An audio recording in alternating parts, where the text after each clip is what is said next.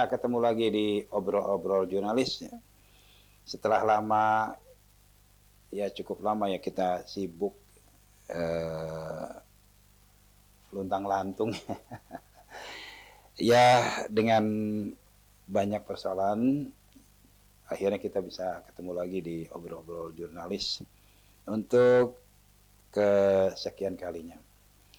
Nah, untuk kali ini kita juga kedatangan seorang jurnalis nih dari etnikom.net ya, Bang Evan.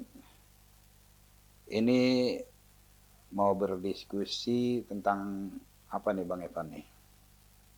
Iya Bang. Ah, Ini mau tanya nih Bang ya. hmm, Nanti kan yang udah senior lah. ya bolehlah dibilang gitu. Iya bahasanya begitu aja, gampang ya. Ya gimana Bang Evan? Ini menyikapi dan kita menanggapi Hmm, kejadian yang banyak sekarang nih kan banyak jurnalis, hmm, wartawan yang diculik, hmm, dibunuh, hmm, wah udah sih. hmm, Itu terlepas dari profesinya ya Bang ya. hmm, hmm, Kalau yang hmm, namanya hmm, hmm, yaitu kalau dibilang sadis mas sadis. hmm, Ini sekarang kalau kita kembali lagi ke jurnalis itu hmm. cari amannya nih bang. Saya mau cari amannya aja dari gimana. Padahal itu semua juga udah sesuai prosedur. Mereka juga mungkin udah Iya, iya, memuat berita juga dengan ya iya. berimbang gitu. Ada sumber, ya kan. Hmm, Nah dimuat dan kita naikin juga kita ya hmm. sebar beritanya dulu. Gimana pak? Ini cukup nggak Iya, muat? Kayaknya udah prosedur benar itu bang. Gimana bang kalau itu bang? iya, iya, Menurut iya. abang gimana kita di Ini pertanyaan-pertanyaan berat juga nih ya.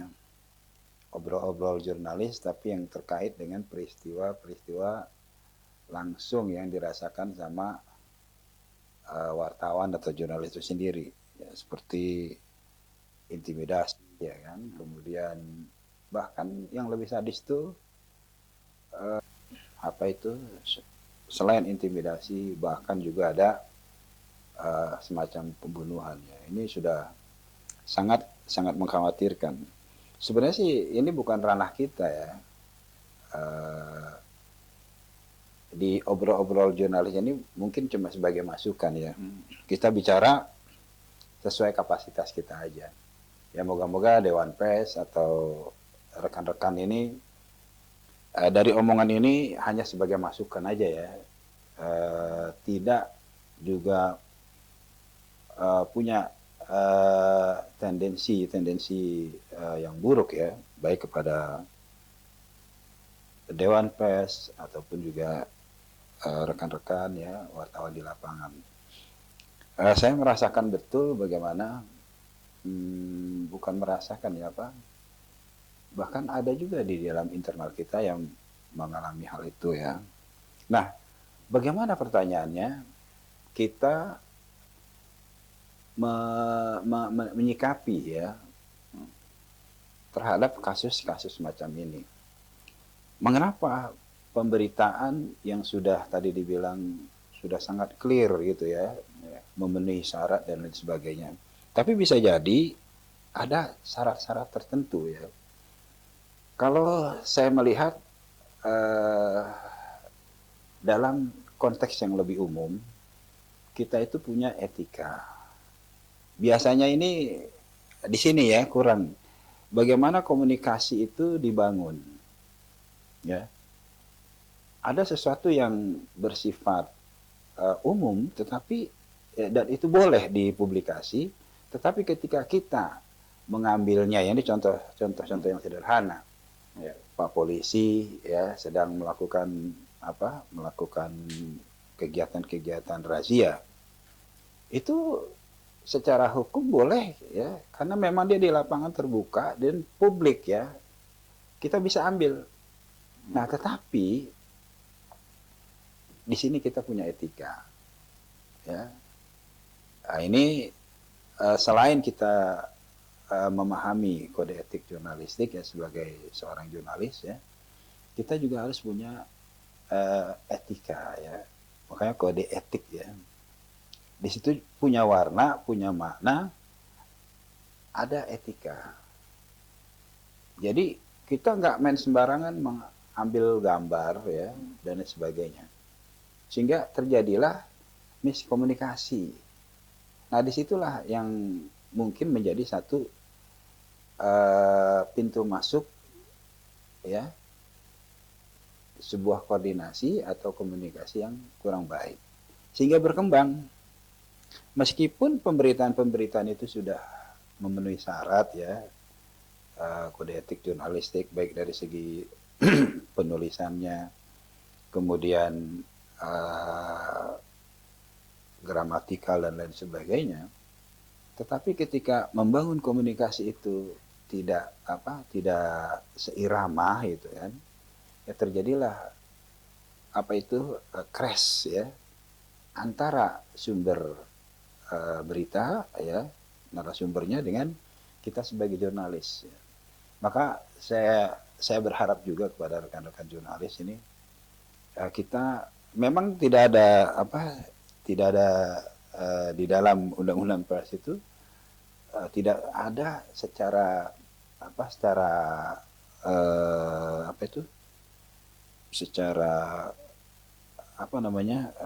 tekstual ya disebutkan kita harus punya etika gitu. Atau mungkin saya yang belum tahu juga sudah ada di dalam undang-undang pers itu ya. Nah, jadi kita memang harus memakai etika ya dalam konteks yang lebih general. Karena di dalam hubungan kita bukan saja dalam membangun komunikasi dalam segi pemberitaan, tetapi berkomunikasi dalam konteks yang lebih umum, itu etika sangat penting atau attitude ya. Maka harus ada, kalau orang Jawa itu bilang itu kula nuwunnya. Maaf Bapak. Gitu ya. Kalau mungkin kita mau ambil pemberitaan yang terjadi secara publik ya di lapangan, tetap kita punya etika, kita bangun etika. Mohon maaf Bapak, saya dari media ini dan lain sebagainya. Bolehkah atau mohon dan lain sebagainya. Ada pembukaan, ada preambulnya untuk membangun komunikasi itu. Sehingga tidak ada konflik ke belakangnya. Jadi sama-sama terbuka. Itu salah satu. Selain kita juga menguasai bagaimana kode etik itu sendiri. Jadi teman-teman, kaum para jurnalis, ya kita kedepankanlah kode etik jurnalistik, kemudian dibangun juga bagaimana membangun komunikasi kepada narasumber itu dengan etika, sehingga koordinasi dan komunikasi itu berlangsung secara baik. Demikian untuk jawabannya Bang Evan. Berkaitan banyak terjadi beberapa konflik antara yang sedang hangat seperti yang sedang hangat kita mengerti gimana ya, bagaimana kita menyikapi dan menulis itu agar kedua belah pihak tidak dirugikan dengan tulisan kita karena tulisan ini lagi pemberitaan ini lagi hangat Bang. Nah, baik. Pertanyaan yang sangat bagus. Nah ini dalam kode etik jurnalistik itu khususnya di pasal 1 ya. Itu sudah terang benderang gitu.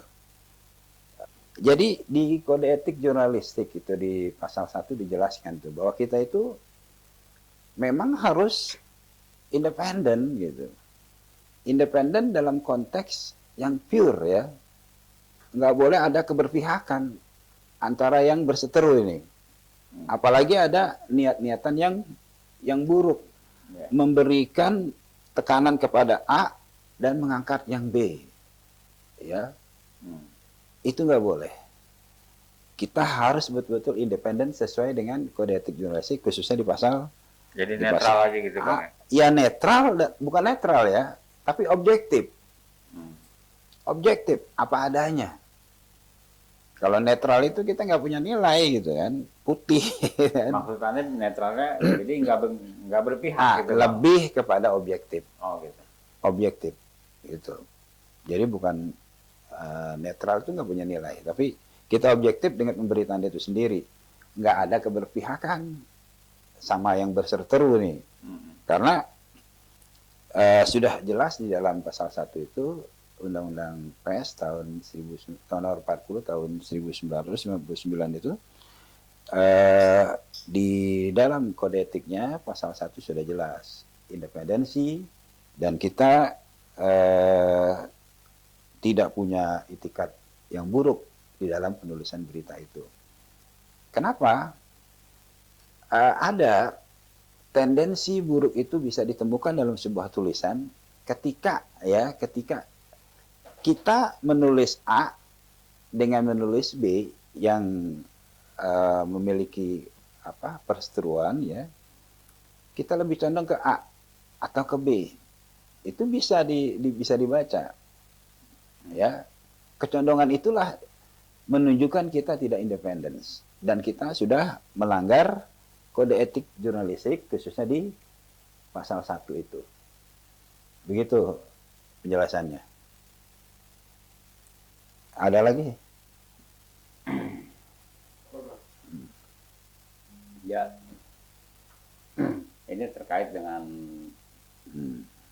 pemberitaan yang kalau memang itu kita langsung ketemu dengan narasumber. Nah, tetapi ketika kita tidak ketemu dengan narasumber, apakah dibenarkan kita membuat berita melalui asumsi-asumsi? Gitu loh. Ya. Ya, karena memang dasarnya memang udah sebelum-sebelumnya memang sudah ada yang ke situ, dan ya saya tinggal nyambungin aja, terus kita bikin simpulan sendiri. Nah, ini pertanyaan yang juga bagus ini ya buat kita rekan-rekan jurnalis ini. Ada satu kejadian atau peristiwa dan kita menuliskannya, tetapi tidak mengkonfirmasi kepada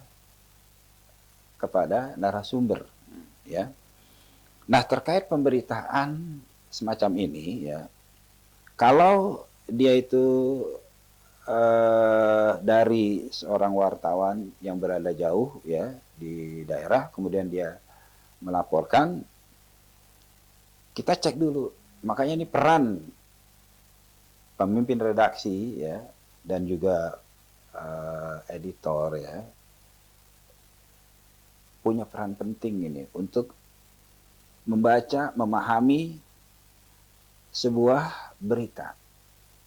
Kalau ini terkait hukum, ya, kita nggak melalui cross check dulu, ya, untuk keseimbangan pemberitaan, ini bisa menjadi delik hukum. Artinya bisa menjadi jatuhnya pencemaran nama baik. Gitu. Oh gitu. Iya, kalau ada sisi-sisi yang bisa dinilai ke arah situ, maka perlu adanya cross check untuk melakukan keseimbangan dari narasumber. Tuh, kalau ditemukan ada praktek terkait dengan hukum. Jadi nggak bisa kita itu naikkan berita tanpa ada penjelasan dari narasumber.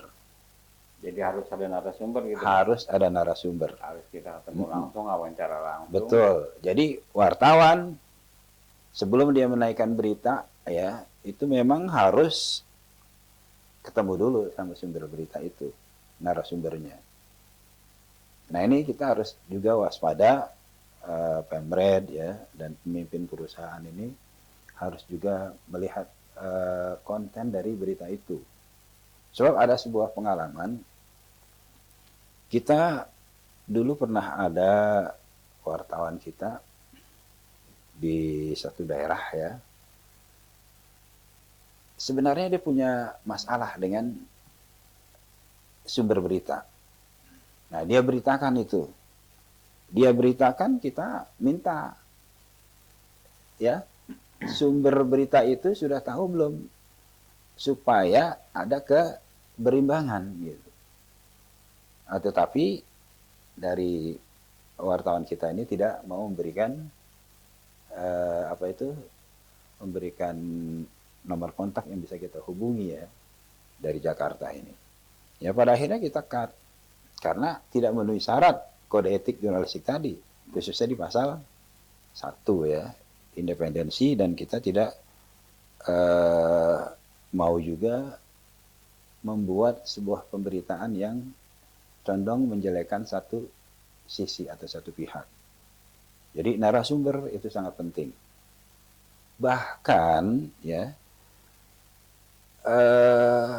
undang-undang ITE ya ini bisa dipakai ya untuk melakukan pengaduan ya, dasar pengaduan pencemaran nama baik bila kita tidak mencantumkan atau tidak menghubungi pihak narasumber. Demikian. Satu lagi Bang, tahapannya. Saya pengen tahu jelas Pak tahapannya. Setelah kita ketemu narasumber, kita adakan wawancara, apakah harus kita menyodorkan setelah ini Pak yang mau kita muat, silakan Bapak koreksi. Apakah harus seperti itu? Atau setelah setelah udah dikoreksi itu kita naikin. Tetap aja masih di sangkal kan, padahal itu udah dikoreksi sama narasumber sendiri. Maka begini pentingnya buat seorang jurnalis itu, kita harus punya data berupa rekaman ya. Itu sangat penting.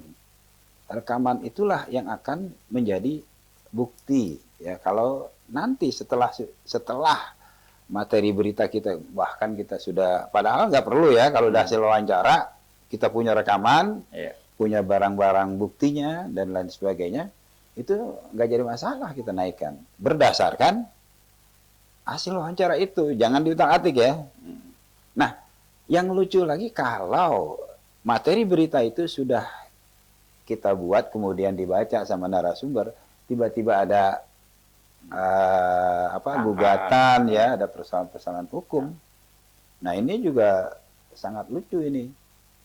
Seharusnya narasumber dia bertanggung jawab terhadap apa yang sudah dibaca dan dikoreksi. Ya, padahal membaca dan koreksi itu nggak perlu bagi seorang wartawan kalau sudah ada wawancaranya gitu. Memang kadang ada juga terjadi seperti itu ya. Nah, ini narasumber yang model seperti ini lemah ya dalam konteks hukum ya, karena kita sudah punya bukti-bukti rekaman ya. Maka itulah para jurnalis ini, rekaman itu sangat penting ya, karena ketika terjadi kasus-kasus hukum terhadap pemberitaan kita, bukti itu menjadi penguat kita ya di dalam proses pengadilan nanti. Itu ya, demikian obrol-obrol jurnalis kita, dan sekali lagi mohon maaf kalau ada penjelasan-penjelasan yang kurang berkenan ya. Mohon diberikan masukan terutama kepada rekan-rekan jurnalis. Ya, semoga dengan bekal yang tadi kita bicarakan, kedepannya tidak ada konflik ya dengan narasumber, dengan instansi dan seterusnya. Billahi taufiq wal hidayah. Assalamualaikum warahmatullahi wabarakatuh. Waalaikumsalam. Nah, tapi Bang, itu dia bagus Bang. Iya, ini dia.